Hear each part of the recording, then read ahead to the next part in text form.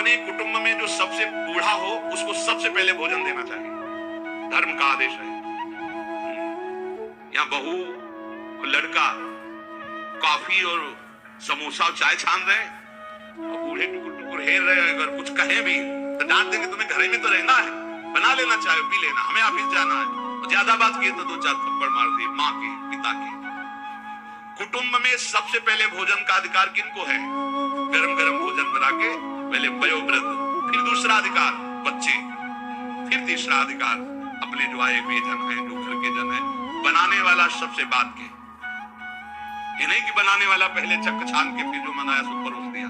ये वो रसोई में कभी कमी नहीं हो सकती जो ऐसी रसोई होगी। एक अन्नपूर्णा जी का कृपा प्रसाद होता है उस रसोई में कभी भोजन पाया ना जाए, रसोई कभी जूठी न हो, बाहरी कोई रसोई देख ना पावे, रसोई पर्दे में रहे और पवाते रहो। आप देखो अन्नपूर्णा कैसे आप पर कृपा करती है। लेकिन यहाँ तो ऐसे दलित दुराए की हद है, वो उतार के रखा, धुआं निकला, मुंह में डाल के खा रहे हैं, वही खा रहे हैं, परोसा। न भगवान से मतलब, न भगत से मतलब है, न बूढ़ों से मतलब है, न ऐसी दलिद्रता छाई हुई है रसेंद्री जनेंद्री की, पूछो मत।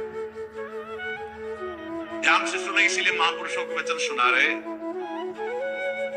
आज से जो सुन रहे हैं, भोजन में सबसे पहला अधिकार रसोई में वयोवृद्ध का है। हम कह रहे ठाकुर जी को भोग लगा दिखा के उनको पवा, पहले बच्चों को पवा, जो और अपने जन उनको रसोई करता वो सबसे बात, जो घर का स्वामी बनने का अधिकार रखते हैं उनको सबसे बात के पाना चाहिए, पहले सबको पवा देना। मुखिया मुख सो चाहिए, खान पान सोए।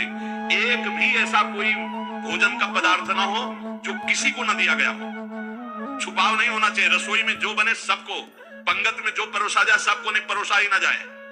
ध्यान रखना, नहीं इससे अपराध लगता है।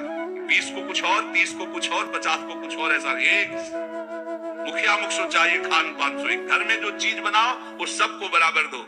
ऐसा नहीं होना चाहिए कि आप अपने लिए कुछ अलग, उनके लिए कुछ अलग।